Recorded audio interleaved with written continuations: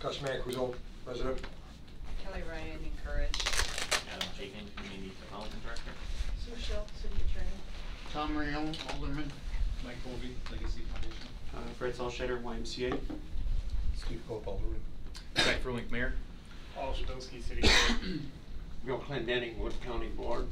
Grand Rapids Board. Scott Kelly, Alderman. Greg Hepp, Alderman. Joe Zerflu, Alderperson.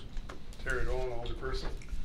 Agenda item number 2, presentation by North Point Development Corporation on a proposed senior housing development on city parking lot property near the Centralia Center, and an overview of requested city involvement in the project. Well, Andy is here, I think, representing North Point, and Adam can kind of do an intro as well. I know there was some supporting information that was sent out to all the persons on the project late last week. And I don't know if you wanted. Yeah, I can start with a quick overview and then Andy, any details you want to add. But basically, for those of you who recall, North Point and Andy was before the City Council last year when they were looking at a development at 1600 Pepper. That was a workforce housing development, and that was a townhome style. That's right around 40 units as well. They're moving forward with that. I don't know if you're still going to get a shovel in the ground yet this winter. We should this December, yeah. So that project would be potentially coming online next year. I assume it's because they enjoyed working with the city so much through that process that they were looking around for a senior housing development using the same type of program through WIDA, which would be the tax credit program. So this particular project would be a senior housing, meaning it would be residents 55 and older. There would be income restrictions on the ability to live within the unit. So they've been working with the city for probably the last 3 or 4 months to find a site. We've met with several private entities trying to find a location in the downtown area. Those have either because the owners weren't interested or timing wasn't right or there's something never seemed to happen. So about a week and a half ago, 2 weeks ago, we kind of floated the idea, well, maybe we can look at the city parking lot because it's always been oversized and see if it would actually fit and if there's any desire on the city to move forward with that location. So over the last 2 weeks, we've tried to at least get a conceptual plan to give an idea of the massing that would occur there. And then really the discussion, the reason it's being brought forward is there an interest for us to take that next step on this project? And then obviously there's some individuals here who have interest in the Centralia parking lot, whether it's the YMCA with the redevelopment of the mall, or encouraged with the potential for parking for the Tribune building. So obviously all those things have to be balanced to make sure we're not robbing from one and to make this happen. I guess the final item I will note is thank you for being willing to meet on such short notice. Traditionally, the tax credit program has had a deadline of late January. WIDA, in its wisdom, this year decided to move it up to December 8th. So normally we would have another month or two to kind of iron out the details on this and move forward. But because of that change, we really need to have a go or no go type of conversation tonight to see if we want to move forward with this development. So that's kind of the background on it, and then I would hand it over to Andy to kind of explain the actual project. So I'm not exactly sure what was distributed, but here's the site plan that we kind of worked through. Okay, and then here are some elevations as well. So this is a product that we built in Oshkosh. There's front and back on these if you'd like to see them. We finished this a little over a year ago, last October, and by December 31st it was fully occupied. So our intentions would be to do the exact same thing. It would be 28 2-bedrooms and 12 1-bedrooms. The 1-bedroom units would be approximately 750 to 800 square feet. And is it okay if I sit here? Yeah. And the 2 bedrooms are 1,050, 1,100 square feet. In this particular product, we did do granite countertops, stainless steel appliances. It's really a really nice product. It's actually on the river. And the city did the same type of program that we're doing here. We got the land for $1. This is actually a phase 2. We did one next to it that's 60 units. But again, it's a really nice product for seniors. They do need to qualify. And the average rent for a 2-bedroom would approximately be, $750 $15 to $865 per month, and a one-bedroom would be $595 to $724. That includes heat, and then tenants pay their own electricity. Includes heat and water, and tenants pay their own electricity. In the building, we'd have a little fitness center, community room with a common area that would have, you know, flat screen TV, a meeting place for the tenants, and then, you know, our goals, our intentions would be to build the same product, underground parking, and then do some additional surface parking. So I guess I'm mostly also here just to answer whatever questions you may have. I think for clarification, if I can, the person sort of the point about the site plan, the packet's a little bit revised from what Andy just passed out. So I think we just want to make sure we're operating off the right version of the site plan. Is there a marking on the site plan, Andy, that Well, I believe what was just handed out is equal to what I sent out to the older person on Monday morning. It's just, this is a colorized version, otherwise. okay, just want to make sure that people have the right version in their hands, since it went through at least 4 iterations of revision over that period of time. And one of the goals of the offer that I submitted to Sue and Adam is, I put it in there as pretty loose for the city, to the standpoint, you know, my goal would be to be able to get an accepted offer to purchase, but then the city's still has the ultimate rights to approve the site plan, approve the elevations, approve the landscaping. So the ultimate control is still, you know, we'd all have to come together and agree exactly what does the end product look like. So most certainly what we need to get done today is to show site control, but as far as if we needed to move lines or change parking, or if you didn't like the blue and red brick, you know, we're obviously, those are all things that in the offer to purchase, it would read that the city ultimately has to agree, so. And one additional point, the design of the parking lot was a project that, as you went through the budget process last year, you approved the redevelopment of that project for that parking lot, as well as the access changes to it. So you'll see it looks very different than what it is today. This is essentially the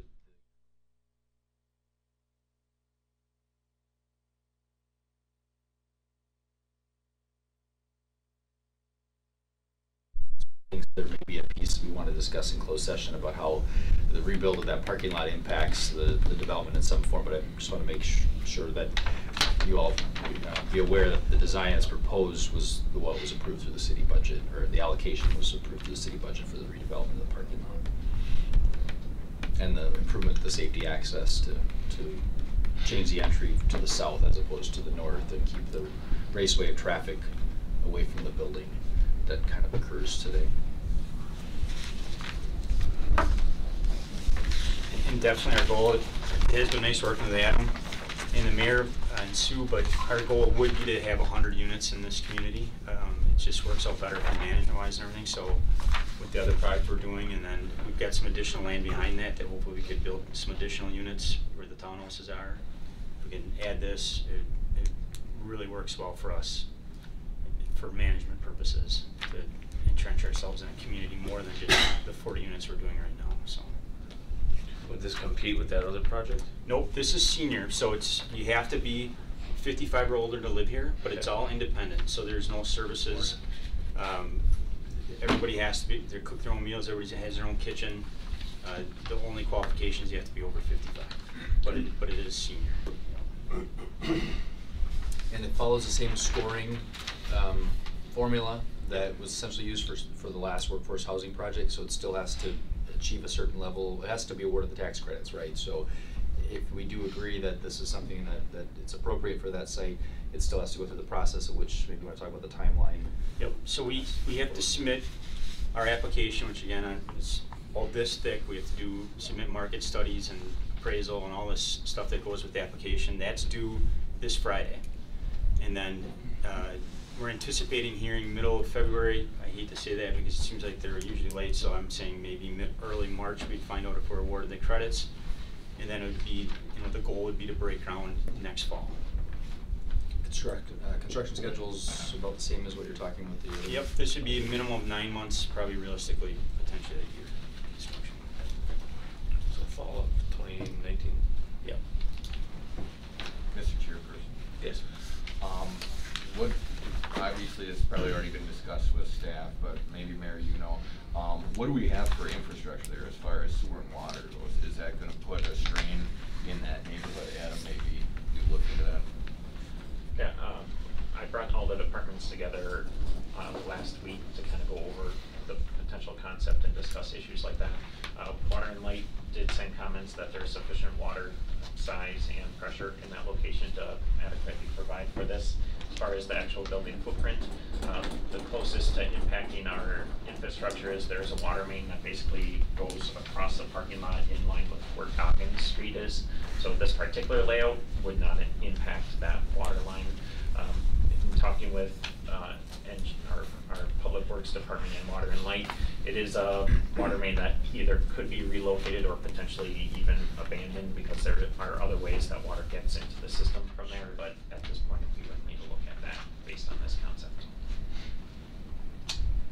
And I believe there's an associated project, Water and Lights, in conjunction with that parking lot next year that may be related or tweaked because of, you know, a development that was not planned there originally.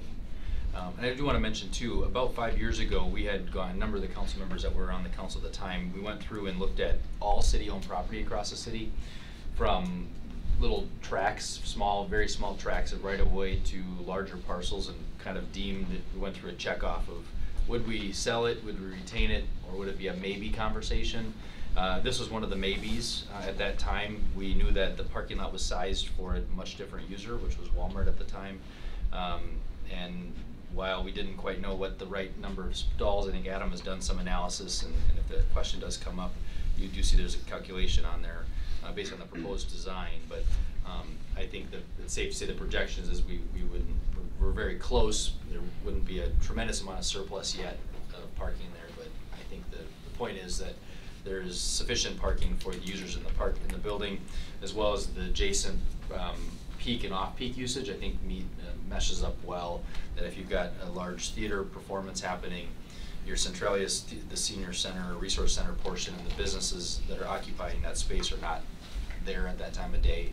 So it kind of affords itself a nice match of use and parking. Adam, I don't know if there's anything you want to... Yeah, I don't know how in the weeds you want me to get on parking regulations as they currently exist in the city. But if you were to look at the Centralia Center on its own, the number of parking spaces, if every square foot was filled and if everyone was operating at their peak at the same time, it's about 200 parking spots. Obviously, this is well under that. However, if you actually look at the nighttime versus daytime usage, it averages out to right around 100 spaces is the typical amount that is needed. This concept plan is right around there. What that does not take into consideration is, again, the contemplation of any parking for Encourage as overflow for the Tribune. And then I know the YMCA and Legacy are here because they have a little bit of concern on how where the actual kind of boundary line is and the VA parking that's proposed to be on the north end of this, and whether or not that actually fits in this exact footprint or not. So it's close. I'm not going to say it's where I want it to be personally, but given 3 months of time between now and when tax credits would be able to be awarded, you'd be able to look at alternatives and ways to maximize parking on site. I know the Y and Encourage aren't here. I guess I would be interested in your comments, Brett, if you want to address anybody. Come up there. Yeah. So thank you for allowing us to address and just really kind of share some of our concerns, I guess, with the proposed development as it stands today. Just over a month ago, we were at this committee just sharing more about our project details. With that, as part of our proposal in partnership with the city, was consideration of the purple triangle section of the property, which is highlighted on here. Which is just over 0.6 acres with this. And our understanding is that through the combined efforts of a new development agreement, the city would work with us in helping us to achieve that needed parcel of property that is city owned, so that we can create the necessary parking lot spaces for the VA, as well as complete the needed field space for our programming for the YMCA Boys and Girls Club project. One area of note related to the VA would be the new entrance for the VA. And although there's 55 spots allotted on that, the VA actually needs 75. So the way we initially thought we would achieve that is through shared access agreements with that. So as we zoom in on that parcel, compared about what's being plotted for the new development site and what we had worked with the city needing for our project needs. The yellow identifies the space that we were working with underneath the new development agreement with the city for our project needs, and the blue highlights what's being proposed by North Point for their project needs. You can see that there's an overlap related to that, so we see that there's some conflict about how the sites would lay out and marry up as relates. And then we'd asked our architect to take North Point's work and overlay it with our proposed site plan, which is highlighted here, and we'll kind of demonstrate some of the concerns that we would have as we try to accomplish all of these goals. So our concerns are really, first there seems to be overlap on how we're working together for that area of city-owned property. That's concern number one. But more importantly, as you go into the development of this access for the VA and its clients would be a major concern. Now, as you saw, you would box that in. Being able to achieve the parking lot requirements that they have. You may achieve that today in your current parking count, but when you do factor in the agreement with the Tribune project, let alone Centralia, let alone this development and the VA for overlap, our concern would be the future related to parking requirements. So I think you'd have a number of conflicts related to that. And then obviously its proximity to our fields and our sports fields. So those are our concerns related to what's being proposed, what we're currently in the works with underneath the development agreement with the city, and how the two projects match up, not only for current but also future use. I don't know if there's anything else. I think one key point to that is that we're still working with the VA. Now we can just start working with the VA on really developing the agreement with them, and they've been voicing a lot of interest, if you will, in making sure that they have enough parking. They do a lot of turnover with their clients throughout the day, so they think they need 70, 75 spaces, and unless they get what we have and then share some more, they're probably going to be at a point where they're going to say, this isn't going to work for us. And so we really don't want to jeopardize the VA project through this. So if there's another way to rearrange it, great, so that everybody can get what they need, but as it's laid out right now, there's some concern that would put up some red flags for the VA.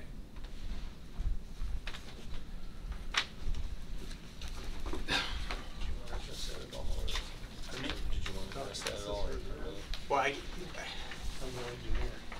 How many parking stalls are you short? in our when we showed in our design, we had 55 parking stalls on that south side there, but we know from their demand, their needs, they need 75 for that. So without this development there, we felt that there was going to be shared access agreements that we could achieve with the city for overflow related to that. So, not only that, but then there's the connectivity between the VA, Centralia Center space, and our fields. And you want it to connect, or you don't want it to connect? We do. We want to be able to drive in from either direction for the VA. Okay. They're going to want that. I mean, What's the either direction? Clarify, which directions are you referring to? I would suspect they're come off of Hale Street to be able to connect? there's Hale makes sense, but where's the other direction coming from? Because at the Centralia Center parking lot, you have this access, you have Hale, and as it would stand today, without the development, they'd have the ability to come in through Centralia as it exists today into that spot. but the redesign of Centralia now moves the entrance to the parking lot down here. Sure. So you're just saying as long as there's an access from the east somewhere along that Yep. drive that gets them to this parking lot. Gets them and into then that- from Hale, that okay. parking, yep. So those are the two access points. Thanks. Yep. And there will be 5-story. Right. Yeah, I mean, we certainly could connect here as well. One of our initial site plans had that. So that wouldn't be a problem connecting that. It's just how do we get additional parking stalls, I guess is the question. Sure, and I think that, those are things that can be potentially achieved, but we still have a discrepancy in terms of property boundaries, potential property boundaries, Yeah. as you see in the overlap. So we want to make sure that we're very clear on that based upon what we're trying to achieve.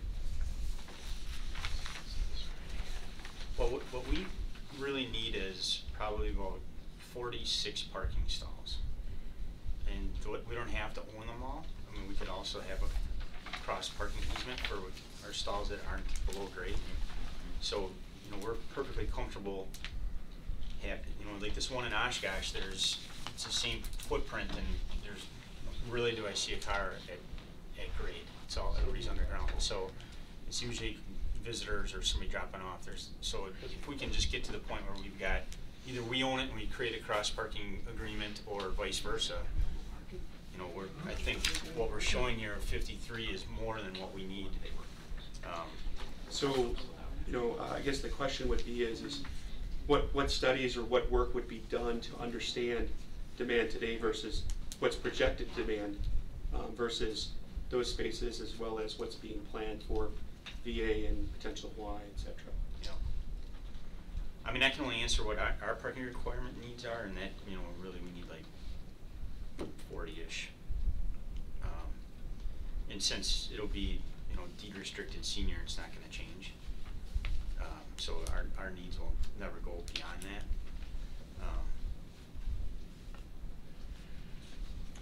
And I think to the point about the VA need, I'm not sure whose obligation is that, right? At this point, if it's the Y's, whoever the owner of the property that they're hoping that the VA will occupy. But I hope that through some shared parking agreement that we can all work something out that doesn't create a lot more surface parking that needs to be had based on all these users, right? I think that's the goal here, is not to overpark it. We already have a situation today, but we also don't want to create a problem where we're understalled anywhere either. How many units? I might have missed it. How many units are 40? 40, okay. Yeah. For senior, we need about 1 park per unit plus, a handful of extras. Yeah, a couple might have 2 cars. Yep. So the timing issue is that to make this round of tax credits, Yep. it has to be in by December 8th. But there's nothing that says that the project wouldn't be potentially done in the next round as well, after more is known, right? Well, they change the scoring every 2 years. So one of the conversations that we've had is that right now this site in this community is scored out really well. So, and this is the second year of this application process. Then, so next year they completely sit down, they put up an advisory board, and they take everything into consideration, from what projects were approved to the new tax budget legislation that's coming out with the decrease in corporate taxes. So all these things play into it, and then next year the scoring, we don't know what their hot buttons are going to be. It might be where for quite a few years seniors housing didn't score out very well because you got extra points for 3 bedrooms. So there was like X amount of years up until last year where we couldn't get a senior deal approved because the scoring set up for families, and then that changed with the last year's round. So, yes, could it get approved next year? Absolutely. But I don't have any idea what the scoring is going to look like, or what communities are, it's going to score out well. So, But I know none of us know for sure what's going to happen with all the tax changes here, but it sounds like LIHTC will be protected, right? LIHTC will be protected, but it's going to change because the amount of that you're going to get for the sale of the credits is going to go down based on the fact that the corporate tax amount has gone down. So it's going to impact that. But the other portions of it, historic tax credits, some other things are at risk. So. So I have some Yes, I comments was just gonna turn on to you. behalf of the Tribune. And I think the first thing I would say is acknowledge that this community is probably gonna score pretty well for a while, given the data and how we have performed over the last 10 years in terms of aging population, decreasing income, and all of the factors that contribute to why we need affordable senior housing. So we are an investor in WIDA. We're an absolute supporter of WIDA, encourages. We are a supporter of downtown. We were instrumental in helping create the Centralia Center, and we continue to hold operating funds that support a number of those agencies inside of Centralia, including the community theater project, right? So my questions would be, does this fit into the larger vision and plan for downtown in terms of balance of what we have as composition of offerings in downtown? Housing versus human services versus economic drivers or economic activity. And the idea of number of parking spaces, so what I see on this plan is a total of 53 spaces. Your needs are 42, and the Tribune's needs in the Centralia lot are 17. So when we entered into the parking lot agreement, the sale on the Tribune, we knew that we were going to be about 17 spaces short to support the parking needs of the Tribune. So these 17 spots closest to the Tribune side of that lot would have been what we were in good faith conversation with the city about. And I say good faith because, you know, I have to believe that that is what it is in terms of our relationship moving forward. So we support senior housing. We know we need it. As I said, we're an investor in WIDA, and we're probably providing some of the money that's coming in to support some of the developments also. But we also truly believe we need the kind of activity that the Tribune is going to generate in that downtown also. So.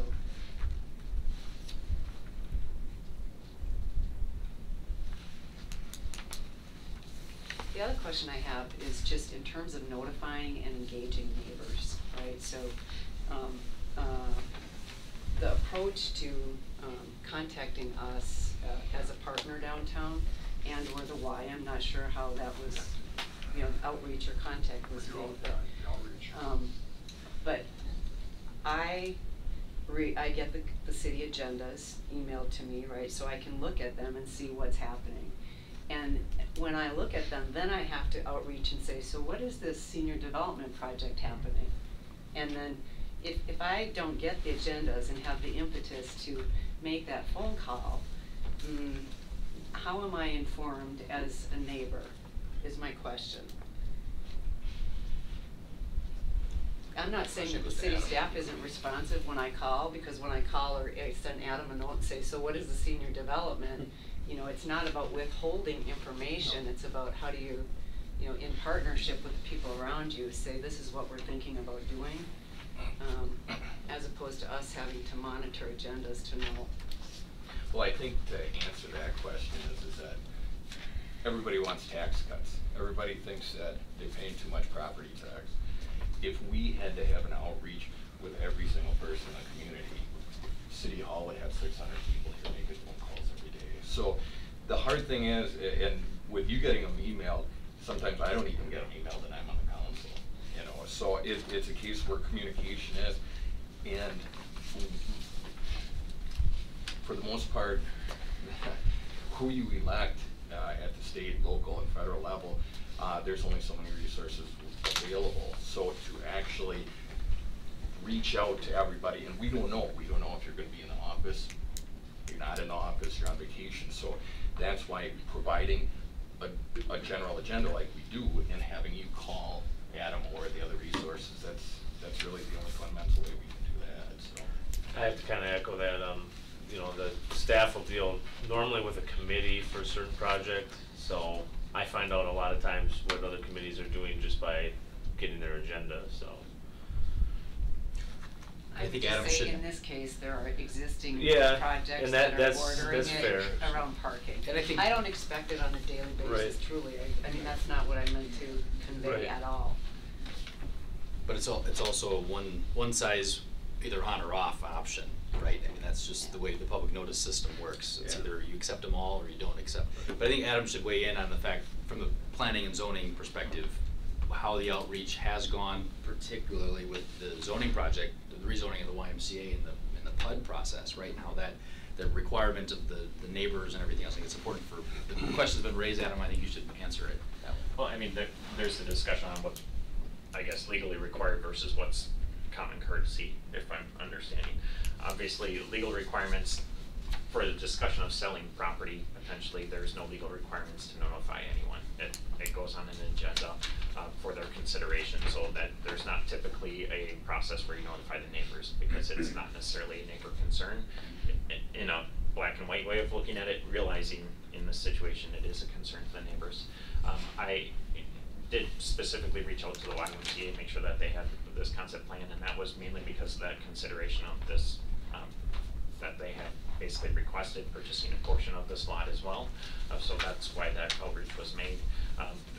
I admit Anchorage was discussed, and so in back of my mind when we've been looking at the parking, we always consider that, but I didn't take that next step to notify you directly, like I did the YMCA on this particular one. But again, if it was a zoning matter, if it was a site plan review or a zoning review or something like that, then the notification would have gone out to everyone within 100 feet.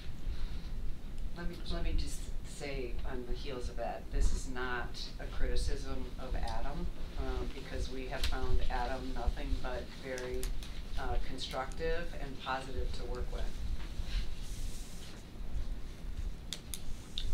Certainly, you know, there's no intent to do things kind of in the dark, so you probably should have been reached out to. So, okay, I guess anything else pertinent anyone wanted to discuss? Just to tag on to what Adam said, just as a reminder about the PUD process for our zoning approvals, is that, you know, we're really reimagining that site, and so, you know, it's not just simply going underneath the existing zoning and code, so we're trying to be very intentional with that. You know, as you think about this entire campus and what you're trying to be, how it goes back to Kelly's question, how does this all fit in, right? How does this fit in? Are we trying to, you know, just accomplish something for the sake of accomplishing something, or does this really fit into a master grand plan, right?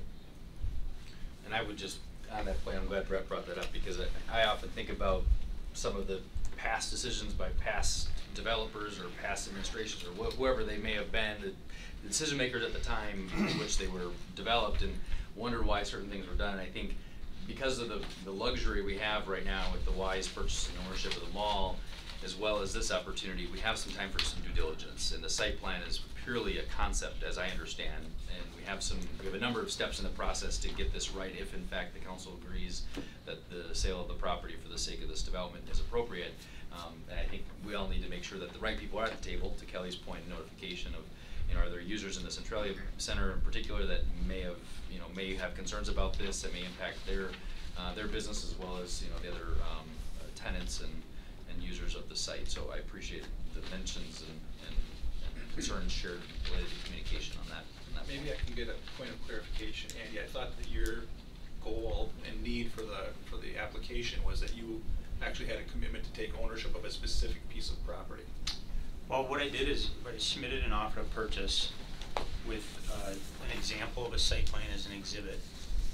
But then in the offer of purchase, it says that the final site plan, correct me if I'm wrong, Sue, but I feel like it said, actually I have it here, it said that the final site plan is to be approved by the city. So it's just an exhibit as an example of what our intentions are, is to build a 40-unit senior housing project. And then the final plan would be something that we'd all sit in a room with, and obviously we'd work with your architect as well to figure out access and parking and how to make it, you know, win-win for everybody. You know, like for sure, like the access point would be a super easy thing to do to connect it. It was kind of my understanding that some of the thoughts of maybe the cities was that maybe we shouldn't have this access going across the front of it. But again, that's where we just all would have to sit together and figure out what's best for everybody. You know, and there's some other things that maybe we could do with some variances and setbacks to maybe add more parking. I mean, you know, those are all things that we can try and work out by maximizing the site. the main concern I have is that we're essentially on the path of committing the same piece of property to two different projects, and that won't work, especially if, because the PUD is still being developed for the YMCA, and we'll be committing now. It feels like we're gonna have a conflict here, and if not already have a conflict for Encourage's ability to have parking space as well. So I'm worried we're committing to something and then dealing with how do we figure it out later. What about the space east of Centralia, that green, you know, the grassy area? Can't that be a parking area for the Tribune building? Well, it's already committed through a developer's agreement that Encourage would contribute some resources to make improvements to that green space. I mean, not to say you couldn't Parking visit there. it. You could, I mean, there's, I think, a number of options that could exist. That's a variable. Mhm. But I do think, to Mike's point, if I can, Mr. Chairman, ask the two in the corner maybe to speak to committing this property to two different entities. I think we need to respond to that, if those two would. Well, I guess I haven't seen the map and exactly I mean, I agree with what Andy said, that for his purposes, it just kind of will here, and this is the exhibit, and it's kind of be here, but, I mean, he says we're giving him site control, but to me, I mean, and I'm sure it meets his purposes in terms of his tax credits or what have you, but, I mean, it's really an agreement that we're basically saying, well, you can maybe have this property if you know, we're going to agree later on all these things, and we really have control over everything. There's really not a hook for the city to have to sell this property under certain terms. So it's a very, loose interpretation of site control, because there are so many. It's basically, we're going to need to work out all these things, and as Andy said, the city is really in control of each of those things, and if they don't like any of those things, they can just walk away, and there's really not a whole lot, that Andy can do about it. You probably don't like how I'm characterizing it, but that's, that was the that's, intent. That was Well, that's my understanding. That's kind of how it is. Sure and so I guess I'm not exactly sure of the overlap with the Y, but yes, we did talk with the Y, and at the time we talked with them, I mean, and I think it's still our intent that property would be made available to them, and like I said, I'm not sure exactly what's crossing where in terms of the lines, but I was not aware about the additional shared parking request, so that's something new that I'm sure we'll be able to work out with them on it. Hopefully that's not going to be an issue, but I guess we're just up against this timeline of are we going to somewhat commit to that? We would like something to happen there, and we're going to have to work out all these details amongst all of us later, and then see if they get the credits, and if they do, then talk about it. Otherwise, or forego the opportunity today and say it's just too complicated, we don't see it's going to work, let's walk away and maybe look at it next year, or look at another site, or well, I guess there's not time to look at another site, but I mean, I don't really have a lot of heartburn about agreeing to the site control, because it's really, we're not, binding ourselves to really anything. Thank you. Mr. Chairperson, I think one other thing that we got to realize too is that with the sale of the mall property, we're losing a lot of valuation, and that's going to directly affect every single property owner within the city of Wisconsin Rapids. And being on council, I've got a contract with the people who live here, not just rent, but own property, and make sure that I do the best for them. And with this particular situation, I say it more facetiously, but I would love to try and solve a problem with parking, because that means that we've got this valuation with this apartment complex. Whereas if we let this slip through, now how are we going to shift property taxes because of the loss of the mall property that's now purchased by a nonprofit? So that's the thing that we also got to weigh as being on the council. I think that we can figure out ways of parking, but if we lose an opportunity, and if my understanding is correct from what Sue was talking about, we can have the application submitted, but that doesn't bind the city ultimately to make an agreement with the developers. So I would love to have unlimited parking. I would love to have a parking ramp there. But it's a case where sometimes we gotta come together and we gotta, you know, do what's best for one person might not be what's best for the other, but as long as we're doing it in good faith, then I think that that's ultimately the end game for this particular project. What's the risk to you as the developer if the city says, sure, if there's that agreement and understanding that they're gonna approve, right? And you go through the process, you get awarded, and at the end of the day, you can't achieve it, and they walk away. What's the risk to you? Well, the application process is probably about $15,000 to $20,000 by the time you do all your plans and your market. But we do that regardless. We might not even get credits. We just spend that money either way. And then the risk to me would be you really get a black eye with if you award these credits and you can't use them, you got to turn them back. We just crabby with you. Yeah. So they're not crabby with the city. They're not, you know, it's on me. But fortunately, I've never had to do it yet.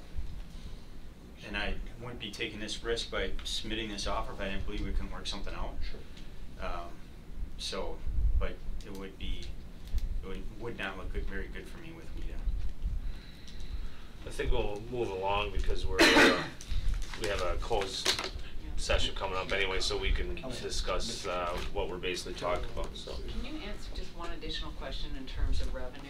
So we talked about the apartment complex itself. Is it producing tax increment at the full level, or is it prorated because it's affordable and owned by? It's based on the income approach of the property. Yeah. So if you take market, whatever the rents are, it would probably be assessed out around $1.9 million to $2 million. Yeah. But it would still be paying the same property tax as anything valued that way. In that valuation portion, but it's not 100%, right? It's would based be on 100% it's based on the income approach, which is what. But the valuation, so if it's valued at 1.9, and then another piece of property that isn't based on the income is 1.9, they're still taxed at the same rate. Yep. So that is good, because we are concerned about producing a taxable income to the city downtown. How close is that? How close is that to your property line? Is also taxable income. The project itself? The VA? Well, the VA would be housed in a section of the mall that is adjacent to Centralia, where the pet store was, but that's its front door. That's its front door. So that's its main exits. That's where most of those vets are going to come in to park to utilize those services.